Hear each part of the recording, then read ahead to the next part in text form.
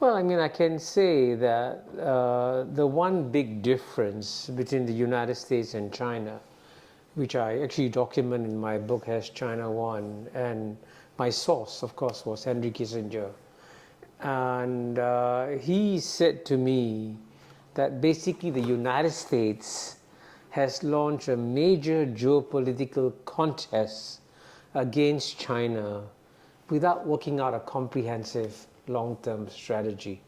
And I can tell you, I met him recently again in mid-October in New York, and I think he basically more or less confirmed that the United States doesn't have a long-term strategy.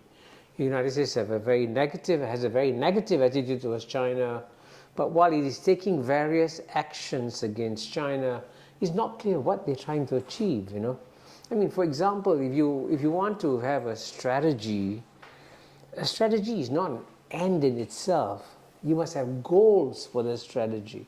So what are the goals of what the United States is trying to do? Is it trying to overthrow the Chinese Communist Party? Cannot be done. Is it trying to isolate China? It cannot be done. Is it trying to stop China's economic growth? It cannot be done. So it's not clear what exactly are the strategic goals of the United States. And that, in a sense, that big hole still remains. But at the same time, the biggest mistake that China could make is to underestimate the United States.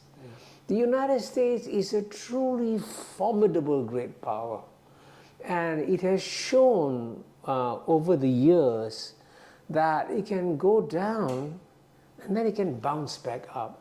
So, for example, the latest November results of the midterm elections, nobody predicted.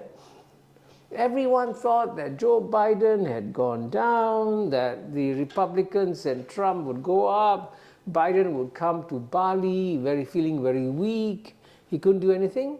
Instead, Biden came to the Bali meeting with tremendous strength and self-confidence, because the American people actually voted very, very sensibly in this midterm elections.